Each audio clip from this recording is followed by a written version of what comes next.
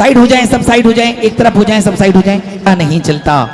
और वो साकेता महानगरी महामुनिराज का नवदा भक्ति पूर्वक राजा इंद्रदत्त पड़गाहन करते गए। मेरे रागा हे ना तेरे दया में आ जाओ, मेरे सोने मन मंदिर में मेरे भगवान समा। सर ढको, इंद्रायण सब सर ढको, सर ढकिए। देखिए कभी भी चौकी में सर खोल करके नहीं जाना चाहिए, पूरा सर ढको, बिल्कुल बाल नहीं दिखने चाहिए, पूरा सर ढको, शुद्धि बोलो। जिन्होंने हाथ नहीं धोए पीछे हाथ धो लें। अब सबसे पहले राजा का परिवार होगा, कोई चर्चा नहीं करना, इसका पुण्य आहार देने का बराबर पुण्य इसको भी पुण्य में लगेगा। मन में नमोकार मंत्र की जाप करते जाए, एक एक अंजलि आहार देते जाए। दूध खीर का किया पारना, पावन दिन ये महान, जय अभिनंदन जी भगवान, जय अभिनंदन जी भगवान, जय अभिनंदन जी भगवान, जय अभिनंदन जी भगवान।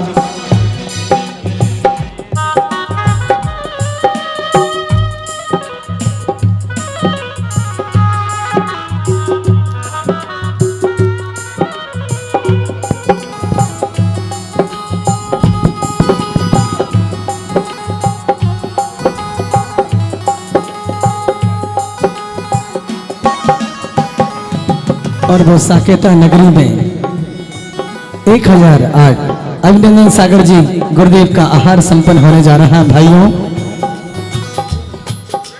दूध खीर का किया पारना, पावन दिन ये महान, श्री अभिनंदन जी भगवान, श्री अभिनंदन जी भगवान, श्री अभिनंदन जी भगवान, श्री अभिनंदन जी भगवान।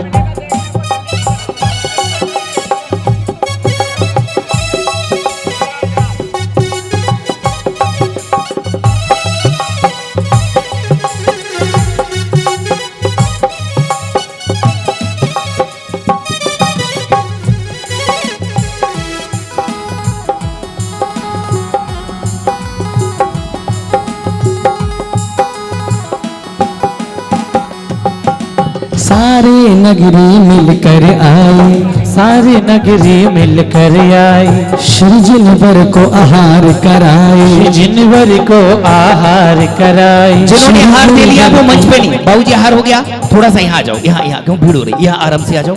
अरे सारी नगरी मिलकर आए, सारी नगरी मिलकर आए, मुनिवर को आहार कराए, मुनिवर को आहार कराए। मुनिवर जी मुस्काए बोले, मुनिवर जी मुस्काए बोले, दे दो कृपा निधान, जय अभिनंदन जी भगवान, जय अभिनंदन। एक एक देते जाओ, बाकी सब लोग जय अभी जाते जाएं, भोजन करें। 1:30 बजे सबको शुद्ध वस्त्रों में आना है।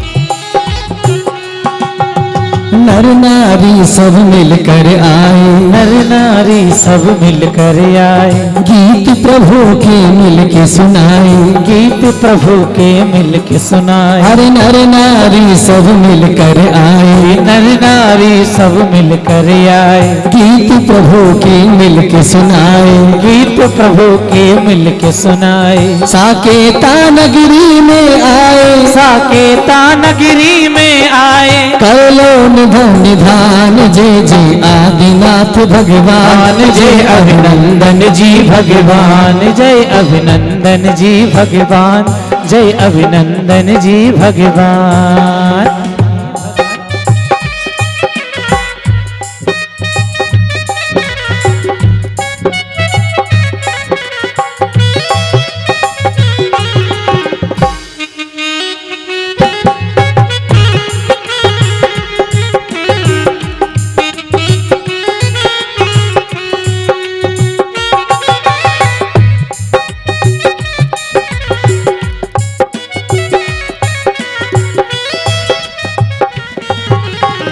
जिन्होंने आहार दे लिया, आहार दाता के परिवार के छोड़ करके से सभी लोग आहार दे करके निकलते जाएं, भोजन ग्रहण करें, 1:30 बजे फिर आना है, शुद्धि पूर्वक आना है, रुकना किसी को नहीं। जाओ बिरजू महाराज आप भी जाओ, भोजन करके आओ। बिरजू महाराज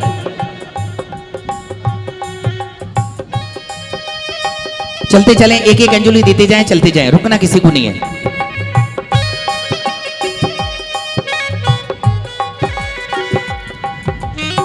मीठी सुरीली तान में, मीठी सुरीली तान में कुछ गीत गा गान में, मीठी सुरीली तान में कुछ गीत गा गए, कुछ गीत गा गए।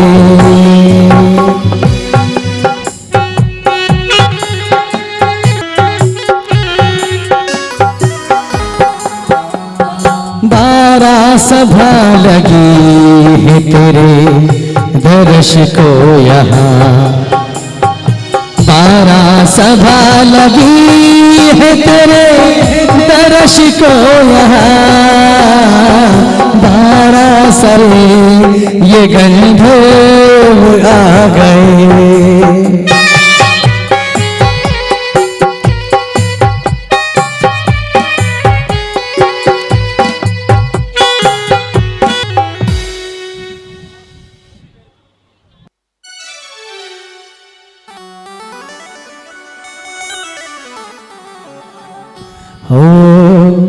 बोली अभिनंदन सागर जी महाराज की जय।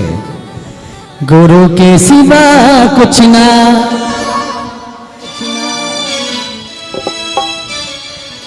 गुरु के सिवा कुछ ना चाहत करेंगे, जब तक जिएंगे दर्शन करेंगे।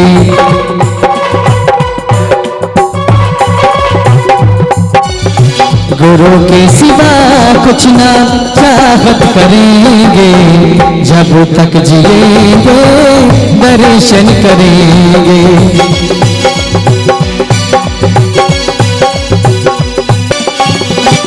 गुरु आप ही हो मेरा एक सहारा, आपसे मिला है भव से किनारा।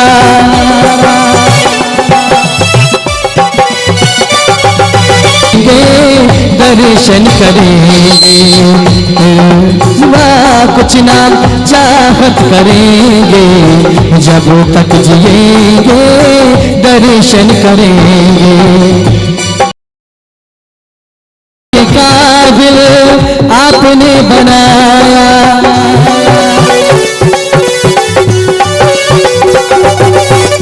हमें अपने चरणों में तुमने बसाया, सेवा के काबिल आपने बनाया। तेरा नाम निषेध हो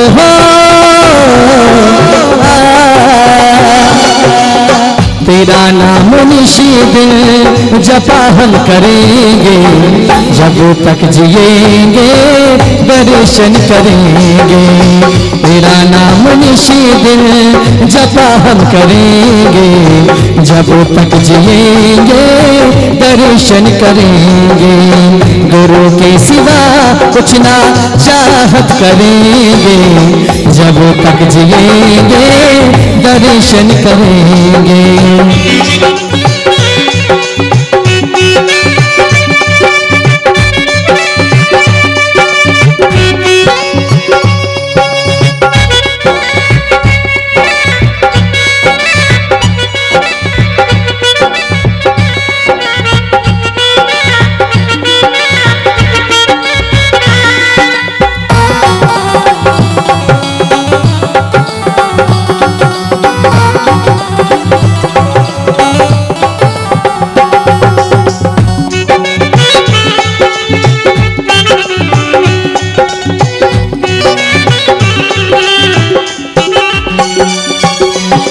अगर तुम न मिलते तो हम जी न पाते, किसी अपना कहते कहाँ मन लगाते।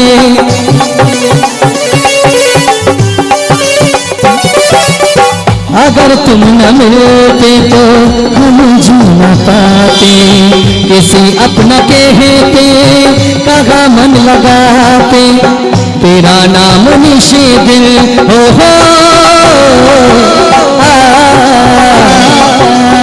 तेरा नाम निशी दिल जपा हम करेंगे, जब तक जिएंगे दर्शन करेंगे, गुरु के सिवा कुछ ना चाहत करेंगे, जब तक जिएंगे दर्शन करेंगे। काबिल आपने बनाया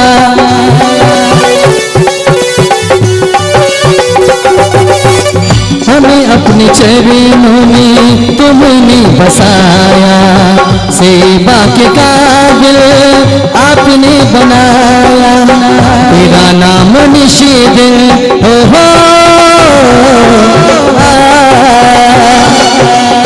तेरा नाम निशे दिल जपा हम करेंगे, जब तक जिएंगे दर्शन करेंगे, तेरा नाम निशे दिल जपा हम करेंगे, जब तक जिएंगे दर्शन करेंगे, गुरु के सिवा कुछ ना चाहत करेंगे, जब तक जिएंगे दर्शन करेंगे।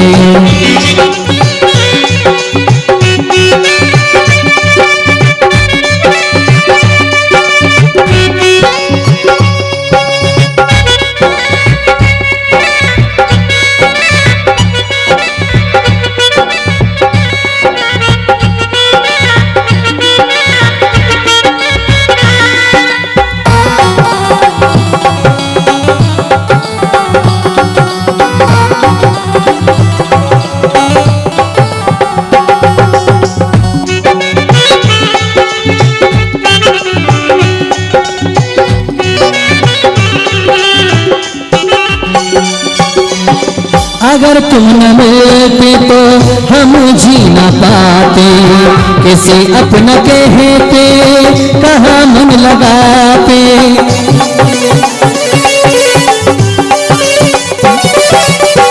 अगर तुम न मिलते तो हम जी न पाते, किसी अपना कहते कहाँ मन लगाते, तेरा नाम निशे दिल हो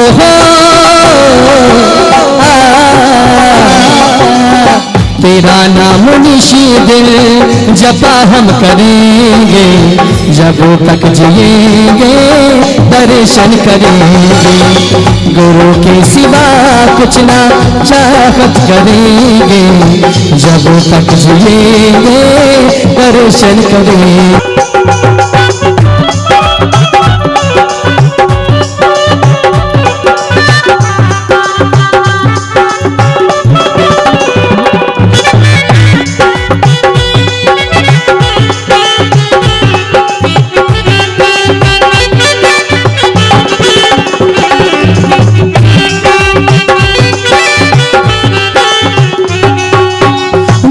आप ही हो मेरा एक सहारा, आपसे मिला है भव का किनारा,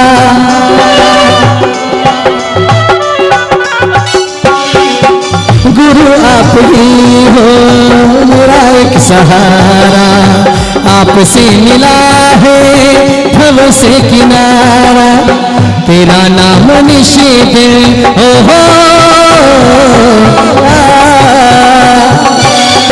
तेरा नाम निशे दिल जपा हम करेंगे, जब तक जिएंगे दर्शन करेंगे, गुरु के सिवा कुछ ना चाहत करेंगे, जब तक जिएंगे दर्शन करेंगे।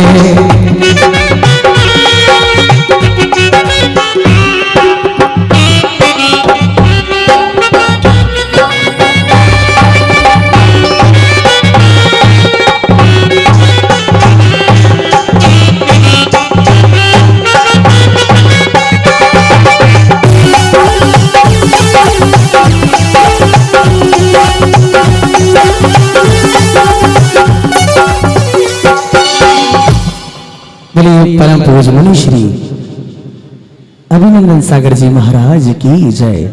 बोलिए बाल योगी आचार्य गुरुवर श्री सौभाग्य सागर जी गुरुदेव की। आइएगा, बड़ा ही आनंद का उत्सव चल रहा है भाइयों।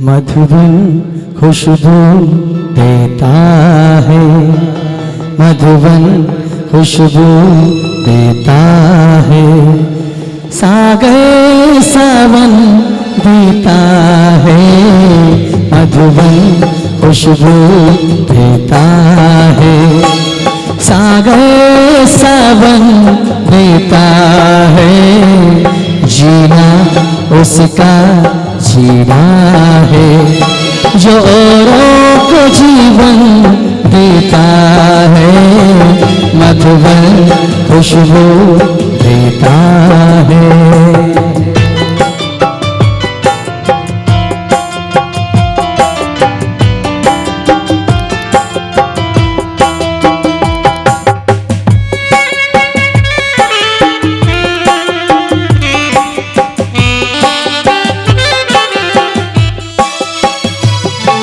सूरज ना बन पाए तो बन के दीपक जलता आहार दाता परिवार। चलिए बस बस हो गया पंडित जी, हो गया। चले दीजिए। नहीं वो भजन का डिस्टर्ब।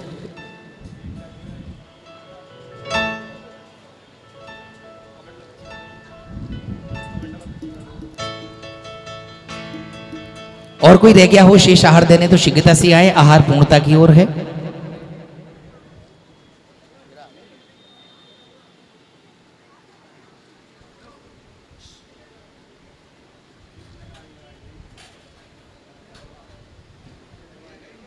चलिए मुख्य आहारदाता परिवार आ जाए, सीधा पूरा परिवार आए, मुख्य आहारदाता परिवार आ जाए सभी लोग। एडवोकेट साहब आओ, आहार दो।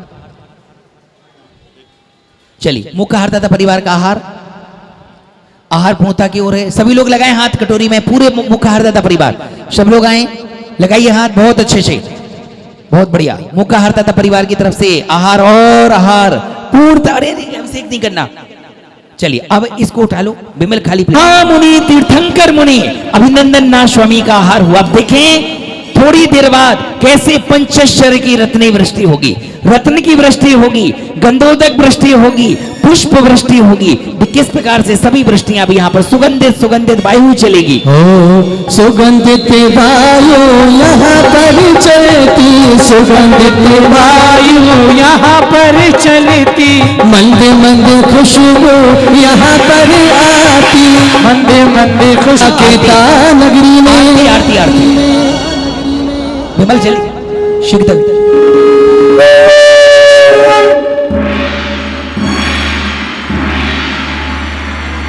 बनाते हैं। कहाँ है इंद्रदत्त महाराज? पंडित साहब हाथ से सम्राट जी कहाँ है? इंद्रदत्त जी और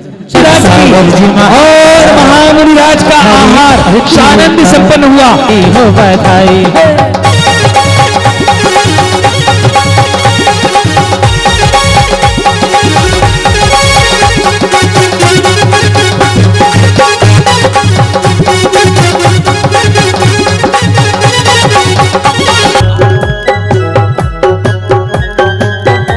चलिए सब नीचे आ जाओ। स्वस्ते स्वस्ते जीवो जीवो नंदो नंदो। जोरदार तालियां। वर्धश्च वर्धश्च विजयश्च विजयश्च अनुष्यादि अनुष्यादि। पुण्य हम मंगल्यम मंगल्यम जो मद गानाम स्वस्तिर भवतु। हाँ बोलो भजन बोलो भाई। अरे पर्दे में बैठे बैठे यूं ना मुस्कुराइए, आ गए तेरी दीवाने जरा पर्दा हटाइए, ओ आ गए तेरे दीवाने। जय हो बोलिए श्री अभिनंदन नाथ भगवान पर्दे में बैठे अरे पर्दे में बैठे दर्शन पाया, भाग्य सागर जी का दर्शन पाया। दर्शन पाया सब कुछ पाया, दर्शन पाया सब कुछ पाया, दर्शन पाया सब कुछ पाया, दर्शन पाया सब कुछ पाया। अरे पर्दे में बैठे बैठे मुस्कुराइए। अब आप दोनों हाथ ऊपर कीजिए, उठाइए दोनों हाथों को। कौन कौन घर से लेकर आया है और क्या कहेंगे?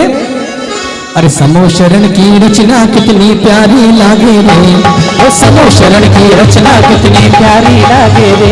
हमारा विनोद जी का परिवार कितना हर्षित हो रहा है। भक्ति नृत्य करते हैं क्या?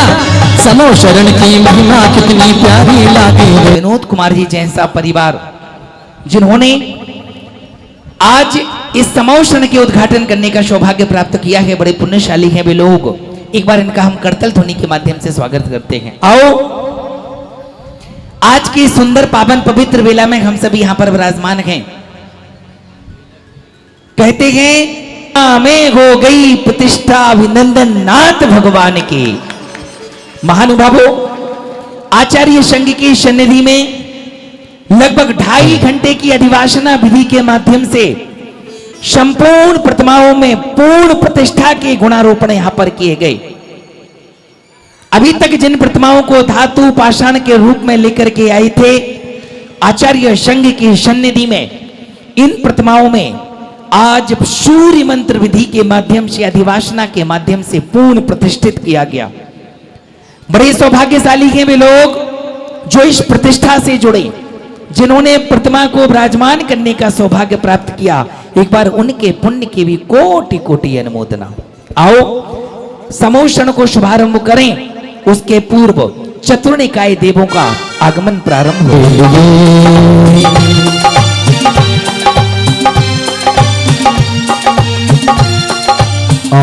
आप अपना परिचय दें।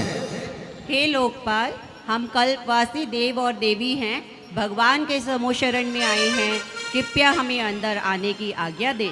आइए, आप अपना स्थान। इनकी करामत जान लो और सब बातों को छोड़कर इनको पहचान लो, सब बातों को छोड़कर तुम इनको पहचान लो। आप भी अपना परिचय दें। हे लोकपाल, हम भवनवासी हैं, कृपया हमें शमो शरण में जाने की आज्ञा दीजिए। आइए, आप भी। देवी आई रे, देवी आई रे, आई रे देवी आई रे, हर समव शरण में आकर के मनवांछित फल पाए रे। ओ देवी देवी आई रे, आई रे देवी आई रे, ओ देवी आई रे, आई रे देवी आई रे। और क्या परिचय दे रहे हैं, सुनिएगा। हे लोकपाल, हम ज्योतिषवादी देव हैं, हम आपके शमो शरण में आए हैं, हमें अंदर आने की आज्ञा दीजिए। आइए, आप भी अपना स्थान लीजिए। समोषण में देखिए, स्थान लें। आदरणीय भव्य जी जैन, भविष्य जी जैन और रामोतार जी जैन, नितिन जी जैन, उनकी पूरी कमेटी आई है और थोड़ा सा दिखाई नहीं दे रहा लाइट से। जो भी है पूरी सबका स्वागत करते, स्थान लेने एक बार। अरे पहले इनको मान लो, इनकी करामत जान लो, पहले इनको मान लो, इनकी करामत जान लो। हर सब बातों को छोड़कर तुम इनको पहचान लो, सब बातों को छोड़कर तुम इनको पहचान लो। बिगड़ी बनाना है आसान इनके लिए, बिगड़ी बनाना है आसान इनके लिए। ये आए हो। हमने यहाँ देखा कि भगवान का भव्य समोषण लगा हुआ है और यहाँ पर लोग अशुद्धियां फैला रहे हैं, पानी पी रहे हैं, गुटखा तंबाकू आदि खा रहे हैं और पानी की बोतल भी साथ में ला रहे हैं। अरे,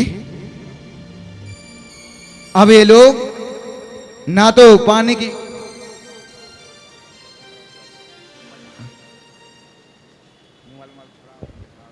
अरे यहाँ पर पानी की बोतल ला रहे हैं, अशुद्धियां फैला रहे हैं। आपको जिनको दिखे कि पानी की बोतल है, पानी की बोतल छुड़ा लो, मोबाइल छुड़ा लो। अभी सभी ने छुपा ली है लेकिन मैं बेंतर हूँ, बेंतर नहीं छोड़ूंगा, रात्रि में आऊंगा।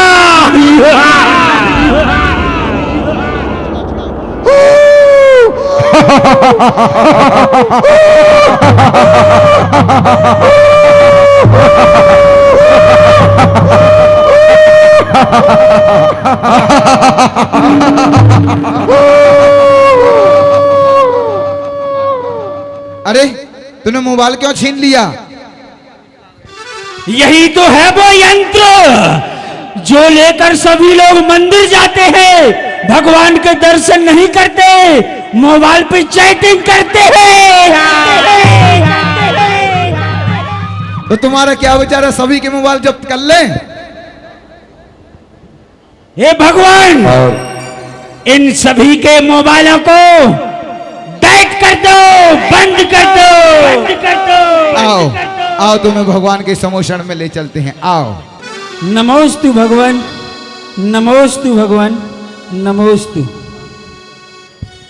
अरे हम काले हैं तो क्या हुआ दिल वाले हैं, हम काले हैं तो क्या हुआ दिल वाले हैं, हम पूजा भक्ति करने वाले हैं, हम काले हैं तो क्या हुआ दिल वाले हैं, हम तेरी भक्ति करने वाले हैं, हम काले हैं तो क्या हुआ दिल वाले हैं। और भगवान के श्री चरणों में प्रणाम करते हैं और कहते हैं कि हे स्वामी नमोस्तु नमोस्तु नमोस्तु, हमारा जीवन का कल्याण कीजिए। अरे हम काले हैं तो क्या हुआ दिल वाले हैं, हम काले हैं तो क्या हुआ दिल वाले हैं। देवास चतुर्णी काया, 4 प्रकार के देव होते हैं, भवनवासी, व्यंतर, कल्पवासी और ज्योतिषी। समोषण में सभी का आगमन होता है, चाहे वो भवनवासी हो, व्यंतर हो, कल्पवासी हो या ज्योतिषी हो। चारों देव सर्वांग सुंदर हुआ करते हैं। व्यंतर जाति के देवों का स्वरूप भी बहुत सुंदर हुआ करता है और कोई समोषण में आकर के इस प्रकार का उपद्रव नहीं करता। महानुभावों, समोषण की चारों दिशाओं में 4 मान स्तंभ हुआ करते हैं।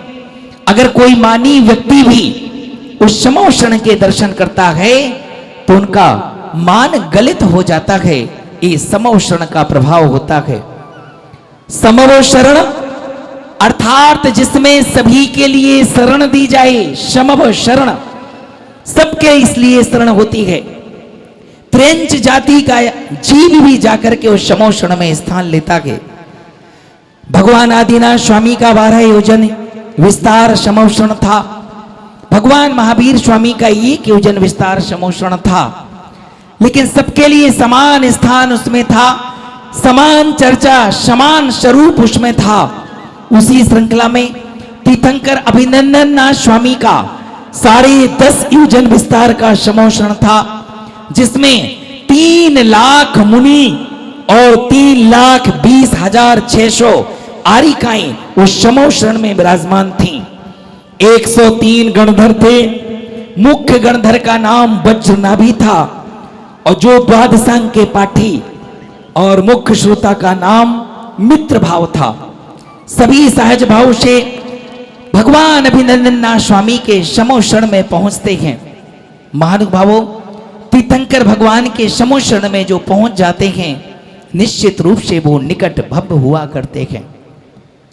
समोषण में मानो ऐसा प्रतीत होता है, ओंकार की ध्वनि के साथ प्रत्येक प्राणी को अपनी अपनी भाषा में वो वाणी सुनाई दिया करते हैं और ऐसा प्रतीत होता है कि वो जिनेंद्र प्रभु हमारी ओर निहार रहे हैं।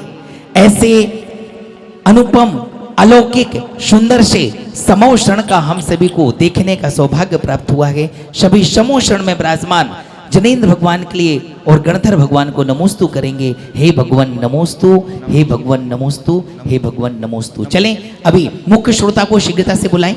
मुख्य श्रोता जो बनेंगे उसके बाद समोषण प्रारंभ करेंगे। हमारे बीच में खंडेलवाल दिगंबर जैन मंदिर राजा बाजार के मंत्री आदरणीय गौरव पाटोदी जी भी हैं। हम उनका स्वागत करते हैं, अपना स्थान ले लें। चलें शीघ्रता से मुख्य श्रोता को बुलाएं। धर्मवीर जी। हेलो, मुख्य श्रोता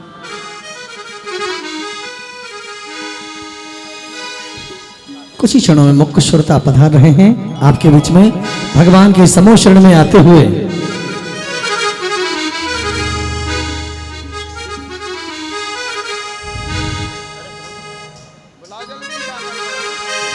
हर समूह शरण का दर्शन भैया मिला है मौके से। और चलते हैं शिव शिव।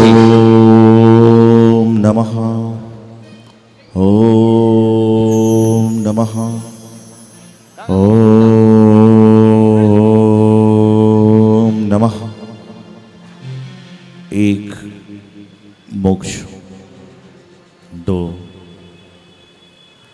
रागदेश, तीन सम्यक दर्शन, सम्यक ज्ञान, सम्यक चारित्र, चार अनियोग, प्रथमानियोग, चरणानियोग, करणानियोग, द्रव्यानियोग, पांच परमिष्टि, अरिहंत, सिद्ध, आचार्य, उपाध्याय, साधु। षट आवश्यक कर्तव्य, देव पूजा, गुरुपास्ति, स्वाध्याय, संयम, तप और दान। 7, 8, 9, 10 सात तत्व, जीव, अजीव, आश्रव, बंध, संबर, निर्जरा और मोक्ष। अष्टमूल गुण, पंच उदंबर त्याग, जलगालन आदि आदि, रात्रि भुक्ति आदि भोजन त्याग और नौ देवता, इनकी जो शरण में लेता है वह निश्चित रूप से अपने जीवन को जिन दर्शन के हिसाब से जिन भगवान के समोषण में पहुंचा देता है। आज संसार में चहुं ओर हिंसा का वातावरण है, हिंसा का तांडव नृत्य चल रहा है। उसी ओर यदि पूरे संसार में, पूरे विश्व में यदि कोई समाज शांति का संदेश लेकर चल रही है तो ये जैन समाज होती है, जो पूरे वातावरण को शांति में, अहिंसा में जीने का प्रयास कराती है।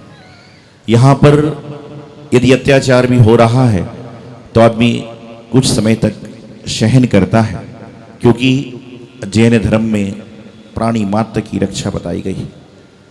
जब जिन दर्शन, जलगालन, रात्रि भोजन, अष्टमूलों में इन तीन गुणों का वर्णन आता है, उस समय सभी लोग एक स्वर में कहते हैं कि हमारे यहाँ पर जीवाणी का भी सदुपयोग किया जाता है, जल को भी छान कर पिया जाता है, रात्रि में भोजन नहीं किया जाता है और जिन दर्शन के बिना जैनत्व की शुरुआत नहीं होती है।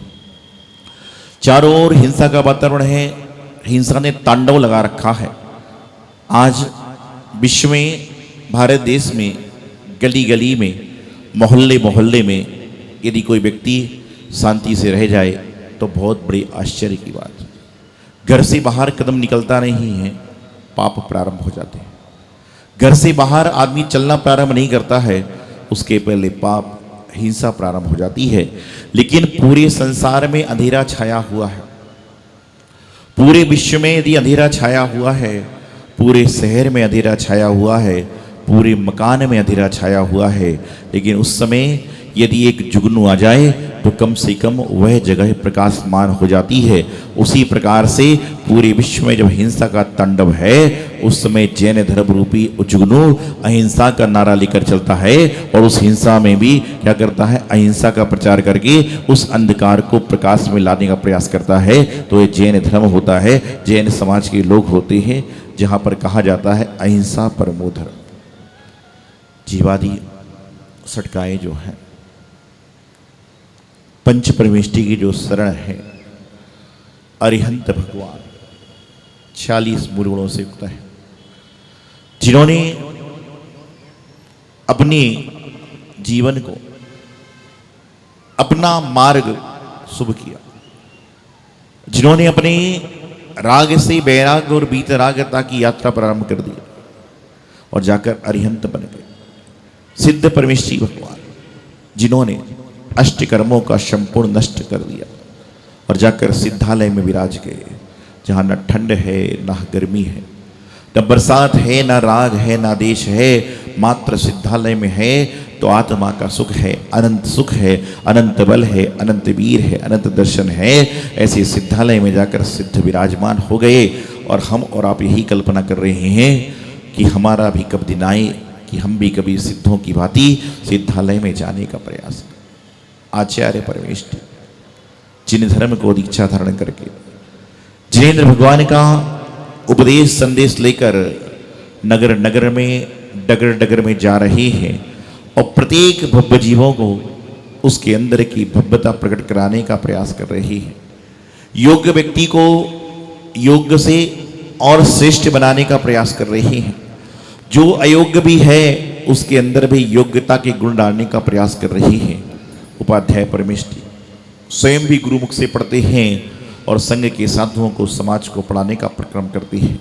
मुनि महाराज स्वयं दीक्षित होकर गुरु आज्ञानुसार विचरण करते हैं, अध्ययन करते हैं, अध्यापन करते हैं, राग देश मोह माया के प्रपंच से दूर रहते हैं। ऐसे पंच परमेष्ठी के शरणभूत पूरा संसार जा रहा है।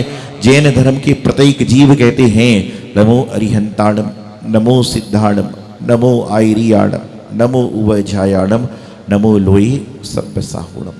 हे प्रभु, जो आपने प्रथमानियोग, करुणानियोग, चरणानियोग और द्रव्यानुयोग का स्वरूप बताया है, आपने प्रथमानियोग में सबसे पहले कथाओं को रख दिया कि हम बीतरागी प्रभु की कथाएं सुने और उनकी कथा जब चालू करते हैं, पुराण को पहले पढ़ते हैं तो पहले राग आता है, वैभव आता है, विवाह आता है। उस समय कई लोग अटक जाते हैं, कई लोग भटक जाते हैं। तो प्रभु कहते हैं कि राग का दृष्टि से दिखाया जाता है कि आप सोचो कि इनके पास 96 हजार रानियां थी, इनके पास हजारों घोड़े थे, हजारों हाथी थे, कितना कितना वैभव था। उसके बाद भी उन्होंने बीतरागता को धारण कर लिया। और यही भावना भाई, जो संसार विषय सुख होता तीर्थंकर क्यों त्यागे, कि सब कुछ होने के बाद त्याग कर दिया। तो प्रथमा नियोग हमें यही बताता है कि सब कुछ है, उसके बाद त्याग कर रहे हो तो तुम्हारे अंदर कुछ पाने की लालसा नहीं रहेगी, और कुछ नहीं है तो छोड़ोगे क्या। जिसके पास जेब में 100 रुपए होंगे वही तो व्यक्ति किसी को 10 रुपए दे सकता है, वही व्यक्ति किसी को 100 रुपए में से 50 रुपए देने के भाव बना सकता है। लेकिन जिसकी जेब ही खाली होगी वह देने का क्या सोचेगा, बल्कि कोई दूसरा दे रहा है तो उससे लेने का सोचेगा, और उसमें यह सोचेगा कि मेरे पास में कैसे प्राप्ति हो। तो आज आप सभी लोग भव्य जीव हैं जो समोषण के दर्शनार्थ पहुंच रहे हैं, समोषण में पहुंच रहे हैं। आप याद करें उस त्रेंच प्राणी को, मेढक को याद करें जिसके पास कुछ भी नहीं था, लेकिन उसने सुना था कि गुरु दर्शन को, जिनेंद्र दर्शन को खाली हाथ नहीं जाना चाहिए। अपनी चोंच में कमल का फूल लेकर चला, कमल के फूल की पंखुड़ी लेकर चला, और समोषण तक नहीं पहुंच पाया, बीच में ही मर गया।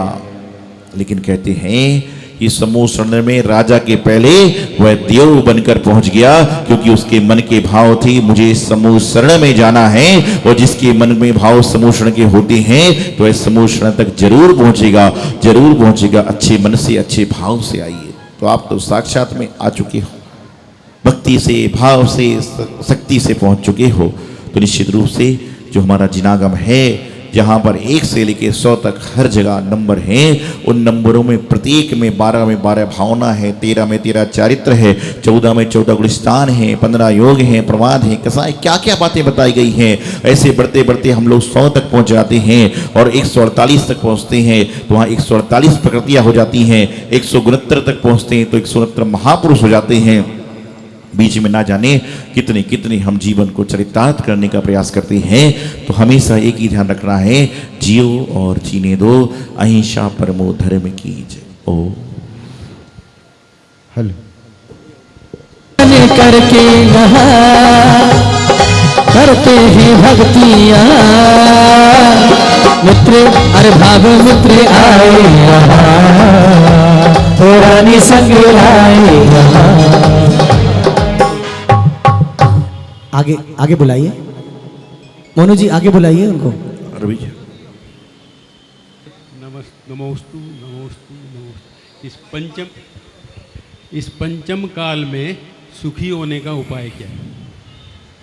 पंचम काल में सुखी कैसे होगा? ना जहां पर चारों ओर दुख का वातावरण है, घर में जब आदमी प्रवेश करता है तो बड़ा टेंशन में प्रवेश करता है, और जैसे ही घर में प्रवेश करता है टेंशन और बढ़ जाती है। घर के बाहर भी टेंशन है, घर के अंदर भी टेंशन है, बाजार में भी टेंशन है, व्यापार में भी टेंशन है, और यहां तक आदमी मंदिर में बैठ रहा है तो उसको चिंता है कि मैं उठ के दर्शन करने जाऊंगा तो मेरा मुड्ढा कोई नहीं ले जाए, वहां भी टेंशन है। हर जगह टेंशन है, तो वहां पर सुख कैसे मिलेगा? तो कहते हैं सुख को पंचम काल में तलाशना है तो इधर उधर देखना बंद करो, बल्कि अपने अंतरंग में देखना प्रारंभ करो। जो अपने अंतरंग में झांकता है वही इस पंचम काल में सबसे ज्यादा सुखी है। जो अपनी थाली को देखता है वही इस पंचम काल में सबसे ज्यादा सुखी है, और जो औरों की थाली को, औरों के कपड़ों को, औरों को वस्त्र को देखकर वह पंचम काल में कभी सुखी नहीं हो सकता। तो पंचम काल में सुखी होना है तो आपके यहाँ तो नित्य प्रति स्वाध्याय होता है, प्रश्न होते हैं, समाधान होते हैं, बस उनके साथ में लगे रहो, सुखी अपने आप हो जाओ। बैठिए अपने साथ। से पुण्य का उदय आया है, जो हम सोधर्म बनने का सौभाग्य प्राप्त हुआ। देखिए, पुण्य फल अरहंता, कि पुण्य के फल से तो इंसान अरिहंत भी बन सकता है, लेकिन जो वर्तमान में आप सोधर्म बने तो जब 8-10 महीने पहले से आपके मन में भाव आए कि मुझे कुछ होना हो लेकिन भगवान के मंदिर दर्शन करने जरूर जाना है, 7-8 महीने पहले गुरु संगति पाई, और 3-4 महीने पहले जब आपकी धर्मपत्नी और आपके मन में आहार दान के भाव हुए तो उस आहार दान के दौरान ही चर्चा हुई और सौधर्म इंद्र का पद आपने पाया। तो गुरु संगति, प्रभु दर्शन, आहार दान का फल होता है कि सामान्य इंसान जो सोचता भी नहीं है और सौधर्म इंद्र आदि पद पा लेता है। और साथ साथ में पिछले जन्म का पूर्व पुण्य संचित कर्म, कि पूर्व जन्म का पुण्य संचित किया था, इधर उधर के कार्यक्रमों में लोगों को देखा था कैसे इंद्र बनते हैं, कैसी व्यवस्था बनती है, और मन में एक ही भावना भाती थी कि हे भगवान, कभी ना कभी मैं भी इस पद को धारण करूं। तो भावना भवनास्ति और भावना भववर्धिनी, तो आपने वो भावना भाई और आज वो आपकी भावना पूर्ण होती नजर आ रही है। तो अच्छे कर्म किए, उसका फल है कि आपको अच्छा पद मिला। भगवान, मेरे मन में एक जिज्ञासा है कि जिन मंदिर में प्रतिमा देने का क्या फल हो? विराजमान करने का असंख्यात फल है। शास्त्रों में वर्णन आता है कि कुछ द्रव्य शाश्वत होती हैं जो कभी परिवर्तित नहीं होती, उसमें एक जिन बिंब भी होता है। कहा जाता है कि सबसे ज्यादा पुण्य किसी सिद्ध क्षेत्र में प्रतिमा विराजमान करने का होता है, क्योंकि वहां से अनंतानंत सिद्ध गए हैं, और वहां अनंतानंत सिद्ध परमेश्वरी जब मोक्ष गए हैं तो वहां पर कई सारे सैकड़ों असंख्य लोग दर्शन को जाते हैं। और जब एक बार व्यक्ति जिन दर्शन करता है, प्रतिमा के दर्शन करता है, तो उसका छठांश पुण्य प्रतिमा दातार को मिलता है। सिद्ध क्षेत्र के बाद तीर्थ क्षेत्र, अतिशय क्षेत्र की बात बताई, और उसके बाद कहा कि और भी पुण्य को बढ़ाना है तो जिस मंदिर में नित्य प्रति आप दर्शन करते हो, यदि मौका मिल जाए तो वहां पर भगवान की प्रतिमा जरूर विराजमान करना, क्योंकि सालों तक आप प्रतिमा को देखकर बड़े हुए, लेकिन अब आपने अपनी प्रतिभा को जगाया और प्रतिमा को विराजमान करने का पुण्य कमाया। और जितने लोग भी प्रतिमा को देखते हैं उनके जीवन के जो शुभ भाव होते हैं वह प्रतिमा विराजमान करने वाले को मिलते हैं। आज गोमटेश्वर बाहुली भगवान की प्रतिमा कितने सालों साल पहले विराजमान हो गई, लेकिन आज भी लोग चामुंडा राय को याद करते हैं, उनको नेमीचंद सिद्धांत चक्रवर्ती आचार्य को याद करते हैं कि उन्होंने उस प्रतिमा को विराजमान कराया। कचरे वाले पारसनाथ भगवान की प्रतिमा ना जाने किसने विराजमान कराई होगी, लेकिन आज सारा संसार उनके नाम को लेकर तार रहा है। तो जिन मंदिर में प्रतिमा तो बहुत दूर की बात है, जिन मंदिर में एक छोटा सा चावल के दाने के बराबर पत्थर भी हमने लगवा लिया तो हमारे असंख्य पुण्यों की, गुणों की निर्जरा प्रारंभ हो जाती है, असंख्य पुण्य हमारा बढ़ जाता है, कर्मों का क्षय हो जाता है और हमारा जिन धर्म प्रबल हो जाया करता है। कि जहां पर विषय कसाए राग देश है हम उससे दूर रहे, लेकिन संसार में है तो विषयों में इंसान उलझा हुआ है, जितना सुलझना चाह रहा है उतना ही उलझता जा रहा है। तो कहते हैं कि जितना भी समय हो अपने समय की एक मर्यादा कर लें कि मैं 30 साल का हो जाऊंगा तो खेलना छोड़ दूंगा, 50 साल का हो जाऊंगा तो लोगों को चिढ़ाना छोड़ दूंगा, और 60 साल का हो जाऊंगा तो आदि आदि जो राग देश की चीजें हैं उनको छोड़ दूंगा।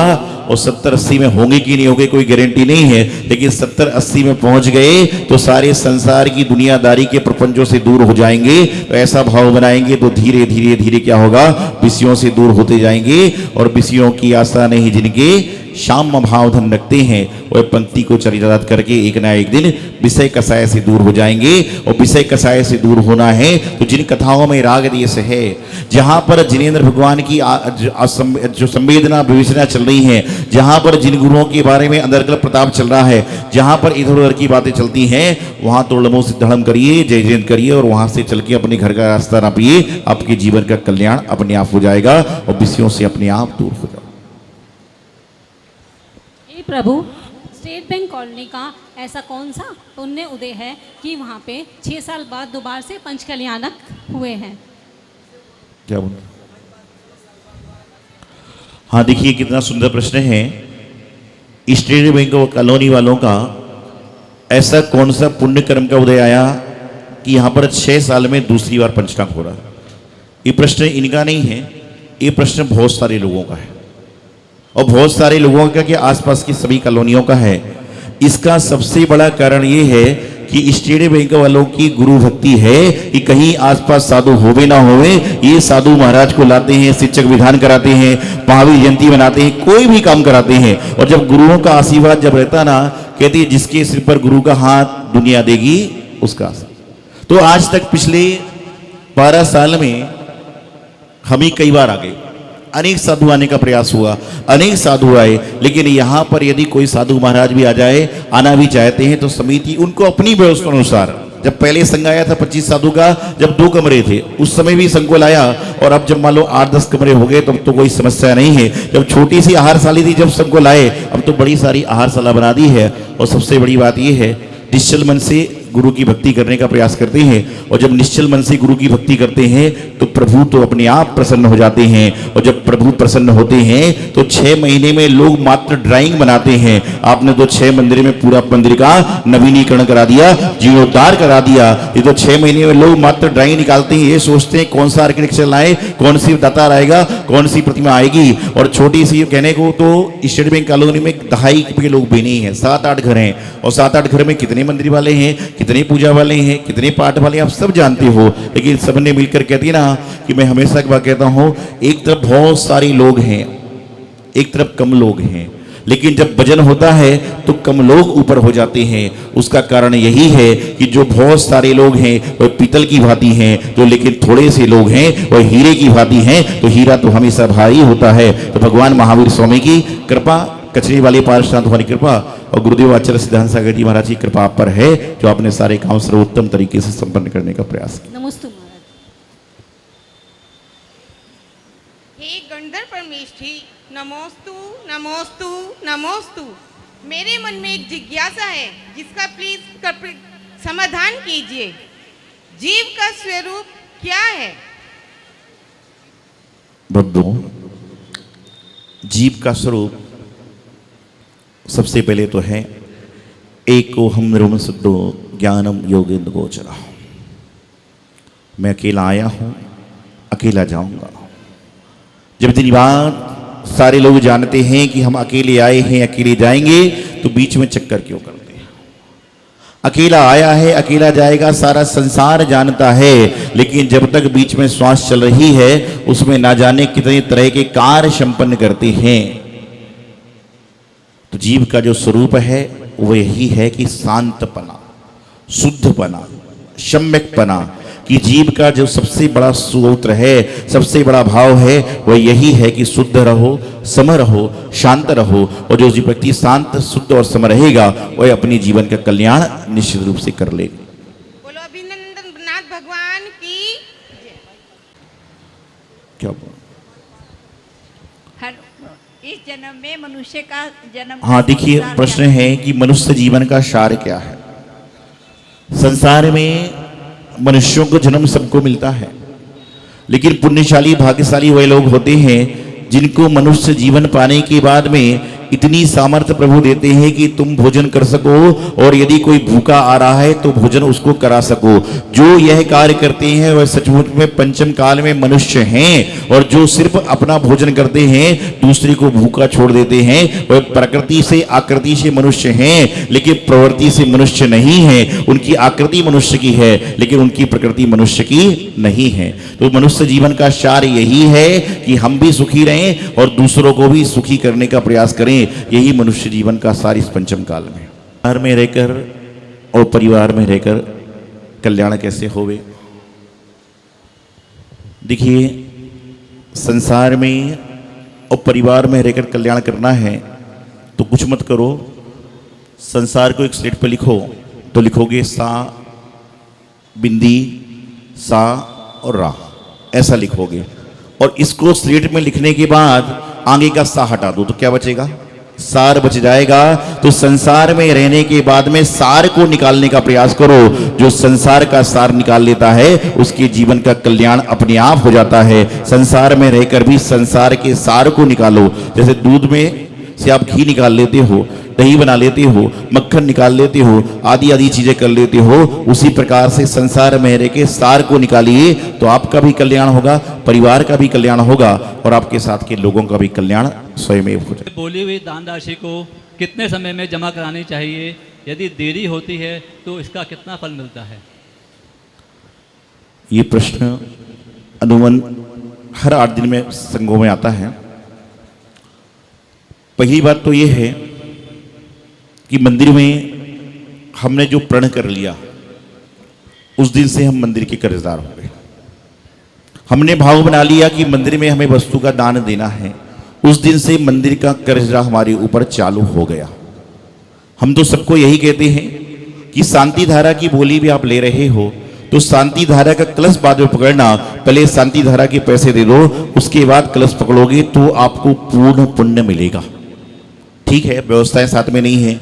कई बार व्यवस्था इस तरह से भी होती है कि कमिटमेंट करा दी जाती है कि भाई अभी नहीं, 2 साल बाद, 3 साल बाद, जैसी व्यवस्था अनुसार बड़ी राशि होती है तो कोई बात नहीं है। लेकिन प्रयास प्रत्येक व्यक्ति को करना चाहिए कि मेरे पास 10 रुपए है तो चाहे मैं 2 रुपए दूं, लेकिन मंदिर का द्रव्य अपने पास ना रखूं, क्योंकि मंदिर की बोली लेने के बाद जब तक आप द्रव्य नहीं दे रहे हो, जब तक मंदिर का कर्जा आपके ऊपर चढ़ जाता है। और कई जगह तो लोग ऐसा भी करते हैं, यदि कदाचित देरी हो जाती है तो बोली की रकम में कुछ और पैसे मिला के मंदिर में जी देते हैं कि मेरा तो भैया उस दिन से मंदिर का खाता चालू हो गया है। तो मंदिर की बोली चाहे छोटी हो चाहे बड़ी हो, ठीक है, बड़ी बोली में साधु महाराज भी कहते हैं हम लोग कहते कोई बात नहीं, आराम से देना, उसमें कोई दिक्कत नहीं। लेकिन मंदिर की व्यवस्थाएं हैं, जैसे शांति धारा आपने कर ली, ये पंचनाग हो गया, किसी ने भोजन करा दिया, कोई इंद्र बन गया, कोई इंद्राणी बन गया, सब कुछ कर लिया। आपने जब मंदिर का तिलक लगा लिया तो मंदिर के आप कर्जदार बन जाते हो। मंदिर का आपके ऊपर कर्जा चढ़ गया तो प्रयास ही करना चाहिए कि पंडाल का यदि आपने कोई द्रव्य लिया है, द्रव्य दिया है, तो पंडाल खुलने के पहले उस द्रव्य को हमें मंदिर में व्यवस्थापक में दे देना चाहिए, तो हमारे जीवन का पुण्य हो जाएगा। और मंदिर में जब भगवान की मूर्ति देते हैं तो मूर्ति में आपका नाम लिखे, उसके पहले मंदिर का द्रव्य दे देना चाहिए, क्योंकि मूर्ति में निकले के बाद आप मूर्ति के अधिकारी बन जाते हो। इसलिए प्रयास यही करें कि जब बोले इस हाथ से बोले और उस हाथ से देने का प्रयास करें, जिससे क्या होगा, सारा का सारा काम संपन्न हो जाएगा। एक बार एक व्यक्ति मेरे पास में आया, बोले महाराज जी मंदिर में बेदी बन रही है, मेरे भाव देने की राशि क्या है? मैंने व्यवस्थापकों से मिला दिया।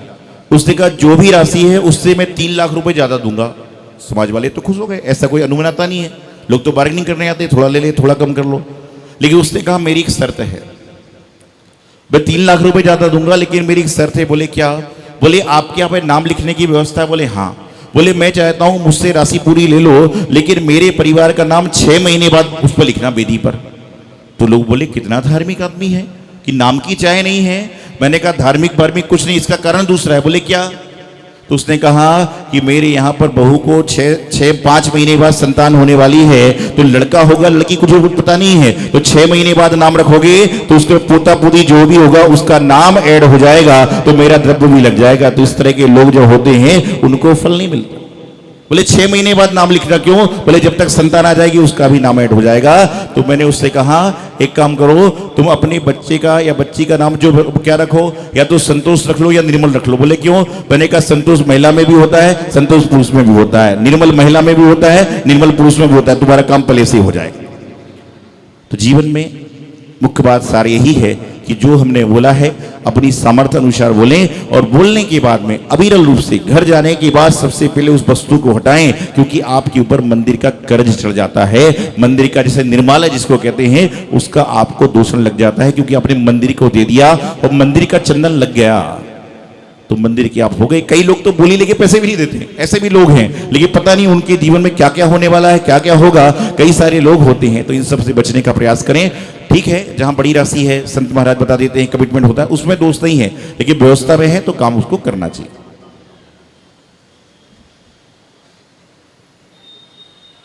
नमोस्तु भगवान, नमोस्तु भगवान, नमोस्तु दो तरफ से भगवान। नमोस्तु हो रहा है, 2 in 1। इनका माइक बंद होगा, चालू करो। हाँ बोलो। नमोस्तु भगवान। हेलो। भगवान, मैं पूछना चाहती हूँ कि इंसान कर्मों से बंधा हुआ है, कहते जो होना है सो तो होना ही है, निश्चित है।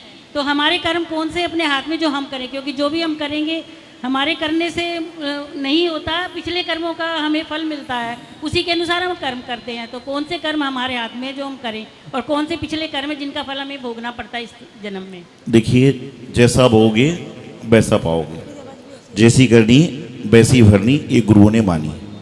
इंसान ये बात कब करता है कि जो होगा, क्या जो कर्मों में होगा वही मिलेगा, यह इंसान कब बोलता है? काम होने के बाद, तकलीफ होने के बाद, समस्या आने के बाद। भाई जैसा लिखा था वैसा तो होगा, लेकिन लिखे को भी सुधारने का तरीका है।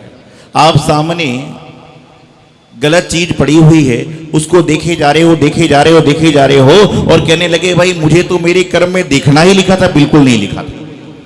आप उसको देखने का प्रक्रम कर रहे हो, इसलिए आपको दिख रही है। यदि आप चाहते तो रास्ता बदल के निकल सकते थे, लेकिन कहने लगे मेरे तो कर्मों में लिखा था इसलिए मुझे देखना पड़ गया। ऐसा नहीं है, वो तो मेरे कर्मों में लिखा था इसलिए मेरा उससे झगड़ा हो गया। झगड़ा उस तुम्हारे कर्मों में नहीं था, बल्कि झगड़ा करने से तुमने आगामी कर्म को, नवीन कर्म को बांध लिया। आप झगड़ा हो रहा, चुपचाप हो जाओ ना। झगड़ा कितने लोगों में? 2 लोगों में होता है। मैंने आज तक एक व्यक्ति को झगड़ा करते हुए नहीं देखा। जब 2 लोग झगड़ा करेंगे जब ही झगड़ा बढ़ेगा। एक बोलता है आपको पारसनाथ भगवान और कमठ का याद होगा। पारसनाथ भगवान ने कोई प्रतिकार नहीं किया, जो किया सब कमठ ने किया। इसलिए हमेशा ध्यान रखिए कि कर्मों में लिखा है वही तो मिलेगा, लेकिन कर्मों को आगे तो मत बढ़ाओ। पूर्व कर्म से आपको मनुष्य पर्याय मिल गई, जैन कुल में जन्म मिल गया, उसके बाद में आपको सद्बुद्धि भी मिल गई, लेकिन उसके बाद में आप दुर्बुद्धि बन रहे हो, इधर उधर की बातें कर रहे हो, तो अपने कर्म को बढ़ा रहे हो और नवीन कर्मों को और अपने साथ में लगा रहे हो। नमोस्तु भगवान, नमोस्तु भगवान। कौन से पन के उदय से भगवान हमें, किस पुण्य के उदय से हमें भगवान के माता पिता का सौभाग्य प्राप्त हुआ? हमने ऐसा कौन सा पुण्य करा दिया? द्रव्य पूजा, जिनवाणी का स्वाध्याय, तीर्थ दर्शन, तीर्थ बंधन, और साथ ही साथ में दृढ़ सम्यक दर्शन, सम्यक के प्रति दृढ़ श्रद्धान ही इंसान को उच्च पद पर ले जाता है। और ये तो भगवान के माता पिता एक व्यवस्था है, नहीं तो कई कई जगह इसकी आवश्यकता नहीं होती, लेकिन तो भी मनुष्य जीवन को सफल और सार्थक करने के लिए ये व्यवस्थाएं आचार्यों ने बना दी। तो सम्यक दृढ़ है, जिनवाणी पर श्रद्धान है, गुरुओं की वाणी का अनुकरण करते हैं, और सबसे बड़ी बात है कि आप सात्विक जीवन जीते हैं। एक प्रकार से मुझे लगता है कि घर में रह के बैरागी का काम आप करते हो, उसी की भावना है कि यहाँ पर पहले माता पिता बनने के अवसर 4-5 लोगों को ट्राई हुए थे, लेकिन आपका पुण्य था कि आपको ही मालूम नहीं था कि हम बन सकते हैं, और मुझे तो पता ही नहीं था कि आपके बनने के भाव हैं। लेकिन जब पुण्य उदय में आता है तो निश्चित रूप से इंसान अमेरिका में भी होता है तो यहाँ पंचलाख में आकर बैठ जाता है, और पुण्य नहीं होता तो मंदिर के आसपास भी हम होते हैं लेकिन मंदिर में नहीं पहुँच पाते। तो आपने अपने पुण्य को बढ़ाया, और आपका जो व्रत है, उपवास है, एक आसन है, उसका फल है कि आप भगवान की माता पिता बन पाए।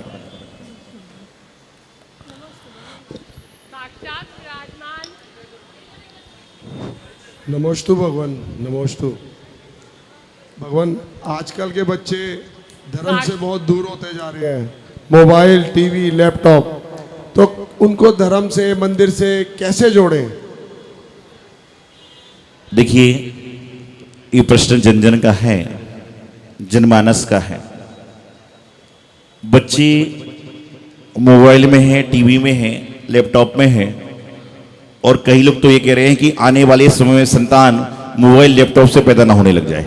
ऐसा भी लोगों को लगने लग गया है कि आजकल तो सब हो रहा है कि आने वाले समय उससे ही बाहर ना आने लग जाए। उसका कारण यहाँ पर ये है कि जब बच्चा छोटा होता है, उसको मोबाइल चलाने की समझ नहीं होती, रोता है, उसको मोबाइल पकड़ा दिया जाता है, वह चुप हो जाता है। Hello hello. जब उसको समझ नहीं थी, जब आपने उसको समझ पैदा करा दी कि इसको देखने से ऐसा होता है, इसको देखने से ऐसा होता है, इसको देखने से ऐसा होता है। और आज ये कहना चाहिए कि आदमी पर्स घर पे छोड़ सकता है, घर वालों को कहीं छोड़ सकता है, लेकिन मोबाइल को साथ में लेकर चले बिना नहीं छोड़ता। उस व्यक्ति से पूछो जो पंडाल में बैठा है और उसके मोबाइल की बैटरी 20% रह गई है, उसके दिमाग में बस यही चलता है, या तो कोई मुझे पावर बैंक लाकर दे दे या फिर यहां से प्रवचन जल्दी समाप्त हो जाए। उसको खाने की चिंता नहीं, उसको और कुछ चिंता नहीं, उसको यह चिंता है कि मेरा फोन चार्ज कैसा होगा। इतने मोबाइल को चार्ज करने का जितना चक्कर लगाते हो, उतना चक्कर यदि आप अपने जीवन को सही चार्ज करने में लगाओ तो आपका जीवन का कल्याण हो जाएगा। और आप सभी को चाहिए, प्रत्येक मानव की कल्पना है कि जब तक आपके बच्चे आपके कंट्रोल में हैं, तब तक उनको एक चीज समझा दो कि प्रातः काल में उठकर चाहे मंदिर जाओ, अच्छी बात है, नहीं जा रहे हो तो जो घर में मंदिर है उसमें जाकर 9 बार नमोकार मंत्र तो पढ़ना ही पड़ेगा। आज वह घर में पढ़ रहा है, कल मंदिर में आकर पढ़ेगा, और मंदिर में आकर पढ़ेगा तो कभी ना कभी सम्मेद शिखर जी की यात्रा कराएगा। और जिनके बच्चे आज भी मुनि साधु की संगति में हैं, मोबाइल तो सभी इस्तेमाल करते हैं, लेकिन वो भी आज भी धार्मिक हैं। आपके जिन मंदिर में देख लो, मैं देखता हूं प्रातः काल 6 बजे 2 युवा जो 20-22 साल के हैं, वह प्रतिदिन 6 बजे आकर जिनेंद्र भगवान का अभिषेक करते हैं। इनके हाथ में भी फोन है, लेकिन उसके बाद में भी क्या है कि माता पिता के संस्कार हैं और जिन धर्म के गुरुओं के संस्कार हैं, तो कहीं ना कहीं धर्म में लगे हुए हैं। तो मोबाइल से दूर करना है, एक चीज से दूर करना है तो दूसरी चीज को लाना पड़ेगा। एक चीज से विमुख करना है तो दूसरी चीज को सम्मुख लाना पड़ेगा। आपको यदि मोबाइल से दूरी करना है तो उसके नॉलेज का, उसका इंटरेस्टिंग चीज सामने लाइए। मोबाइल क्या सब चीज अपने आप दूर हो जाएगी। जब क्रिकेट मैच चलता है, घर में बड़ी टीवी लगी रहती है, मोबाइल इंसान छोड़ देता है। मूवी देखने जाता है, उस समय इंसान 3 घंटे के लिए मोबाइल छोड़ देता है, क्योंकि उसके सम्मुख ऐसी चीज हो गई है कि वह मोबाइल से विमुख हो जाता है। तो बच्चों को मोबाइल से दूर करना है तो उनके सामने ऐसी चीज लाओ जिससे वह लत उनकी अपने आप छूट जाए और सारा का सारा काम संपन्न हो जाए। नहीं तो पहले के जमाने में लोग कहते थे, महाराज जी मेरा बेटा दादा पर गया है, मेरी बेटी जो है दादी पर गई है। लेकिन आजकल के लोग कहते हैं, महाराज ये मेरा बच्चा आईफोन पर गया है, मेरी बेटी सैमसंग पर गई है। ये घर घर की कहानी चल रही है, क्योंकि 24 घंटे ये चल रहा है तो होगा क्या।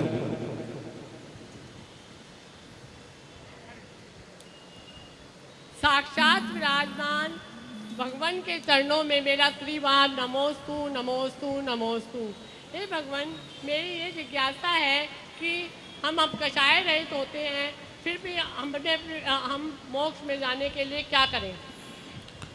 देखिए, पहली बात तो पंचम काल में मोक्ष है नहीं। दूसरी बात, कसाय सहित तो इंसान मोक्ष में क्या मंदिर भी नहीं जा सकता। कसाय को छोड़े बिना इंसान घर से बाहर भी नहीं जा सकता। तो अपने जीवन में जितनी जितनी कसायों को कम करोगे, जितना जितना आप लेस्याओं को समझोगे, आप यदि समझोगे सटलेस्याओं का वर्णन, तो जो आप अपनी लेस्याओं को शुभ लेस्याओं में परिवर्तित करोगे तो कभी ना कभी मोक्ष की डगर पर चले जाओगे। और पंचम काल में मोक्ष नहीं जा सकते, लेकिन ऐसा कार्य तो कर सकते हैं, भावना भा सकते हैं कि हे भगवान कभी ना कभी विदेह में जन्म हो और वहां से जो जीव मोक्ष जाते हैं उनमें हमारा भी नंबर आए। कसायों को त्यागिए और मोक्ष की राह अपनाइए। करते हैं तो सब डोली से यात्रा करते हैं। जो डोली में चार व्यक्ति चलते हैं वो धर्मी होते हैं, मतलब दूसरे भी धर्मी होते हैं, उनको जीव हिंसा का पता नहीं होता। और वो नीचे जितने भी केचुए और ये सब जो है हिंसा करते हुए जाते हैं। तो ऐसे डोली से यात्रा करना चाहिए कि नहीं करना चाहिए?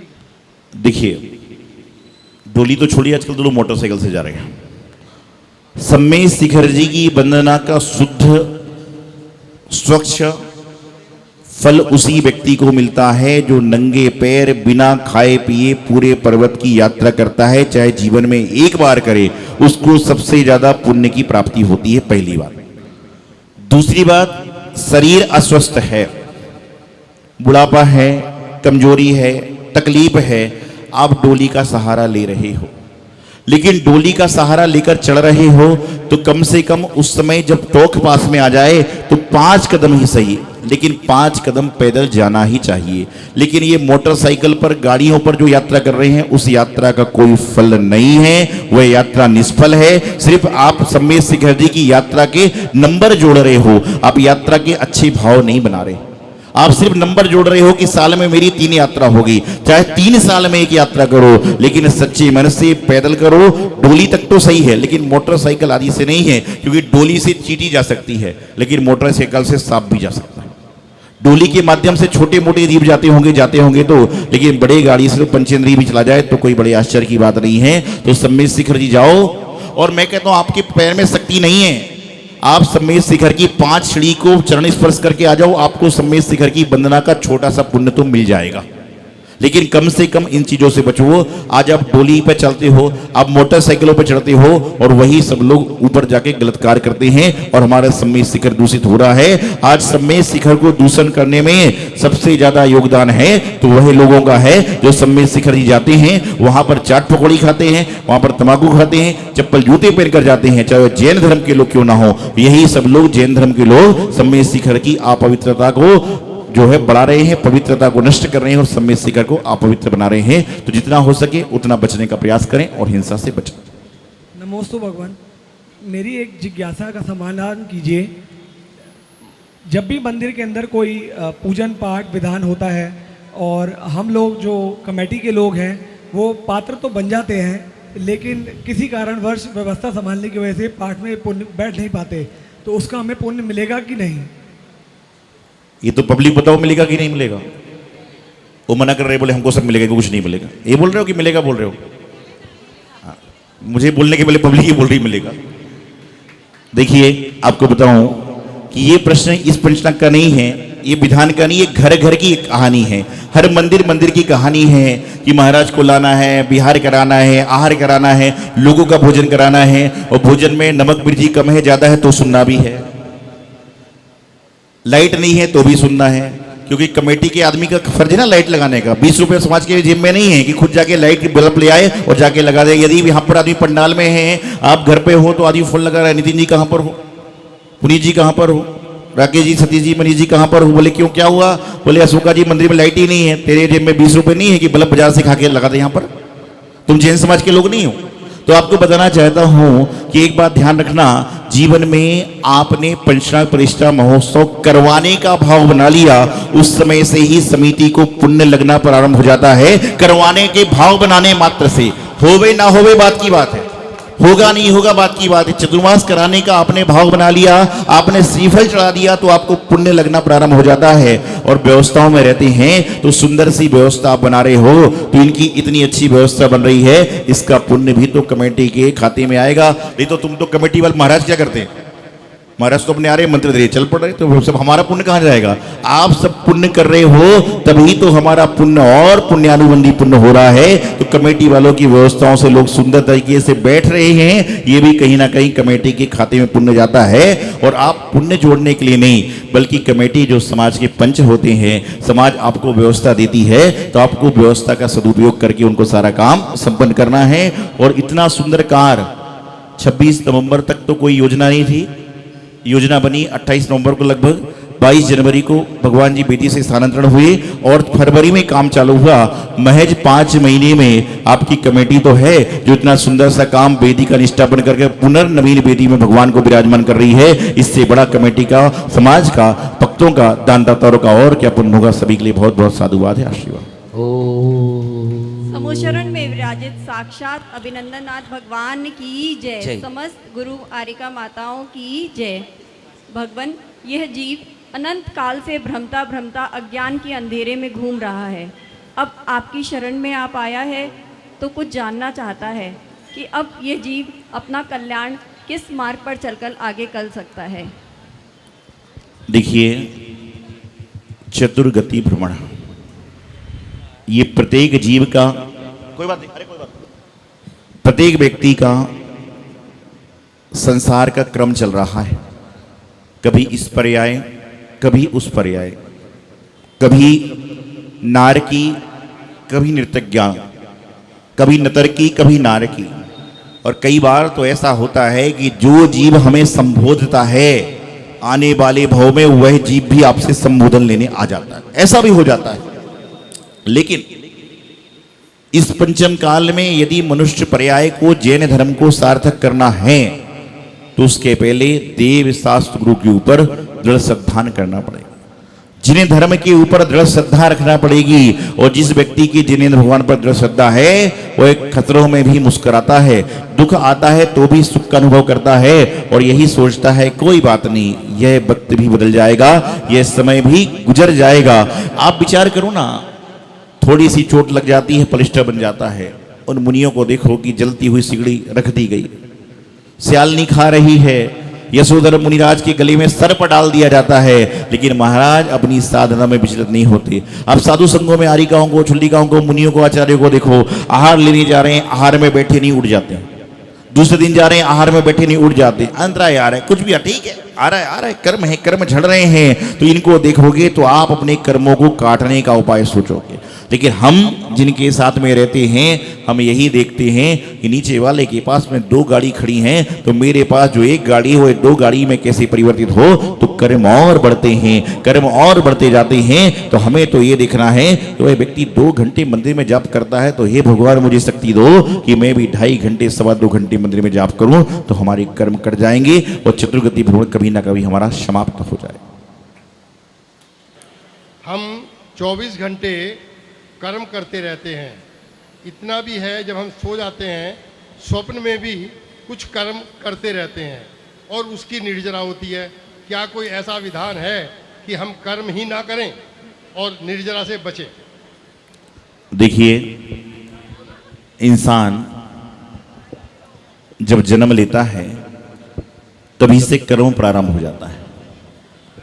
इस पंचम काल में बिना कर्म के रहना तो संभव नहीं है, क्योंकि डेली बोलते हो अष्टकर्मणस्ताएं क्या चढ़ाते हो, धूपम नृपामती स्वाहा। तो शास्त्रों में अष्टकर्म को काटने की बात बताई है, तो कर्म नष्ट तो नहीं हो सकते संपूर्ण, क्योंकि संपूर्ण कर्म नष्ट हो जाएंगे तो आप यहां नहीं रहोगे। इस जगत में जिसने जन्म लिया उसको कर्म तो करना पड़ेंगे। अंतर से इतना है कि कोई शुभ कर्म करता है और कोई अशुभ कर्म करता है, तो हम शुभ कर्म करने का प्रयास करें। आज शुभ उपयोग में जिए, कभी ना कभी शुद्ध उपयोग में जीना हमारा चालू हो जाएगा, कर्मों की हमारी निर्जरा प्रारंभ हो जाएगी और हमारा जीवन सफल हो जाएगा।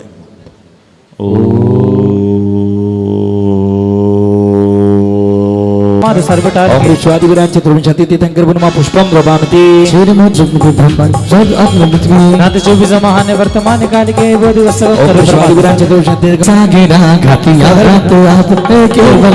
दीपक धनी जी सुनो,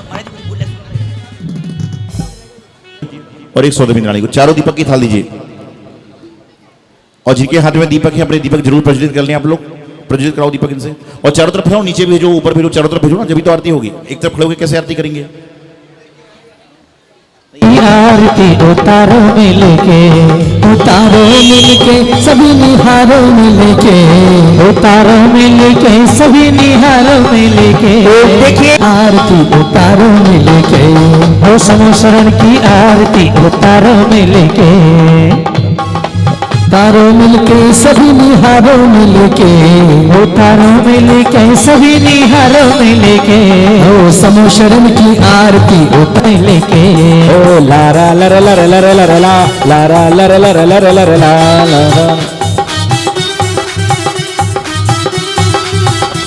अरे जय जय गुरुवर भक्त पुकारे आरती मंगल गावे, अरे जय जय गुरुवर भक्त पुकारे आरती मंगल गाए। अरे आरती कर सौभाग्य सगर की मोह मेरे नश जाए, गुरुवर के चरणों में नमन, गुरुवर के चरणों में नमन, गुरुवर के चरणों में नमन, ईश्वर के चरणों में नमन।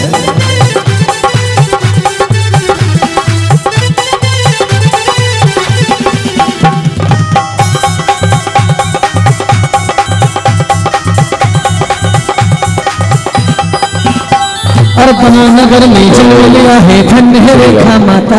जय बोलो शांतिनाथ भगवान की जय। आरती करने वाले सभी अपना स्थान लेंगे। कोई दो कार लेकिन कोई बात नहीं, शाम को कवि सम्मेलन के समय आपके भाव रखे जाएंगे। सम्मोषण का दिन, ठीक है? दीजिए शाम को लीजिए। बहुत बहुत धन्यवाद। अभी ये वाली लोग कभी ना कभी दूसरी भी लेने का प्रयास करिएगा। आइए रोहिणी सेक्टर 7 के सभी लोग पहुंचे। सेक्टर 7 के सभी पदाधिकारी गण आ जाए।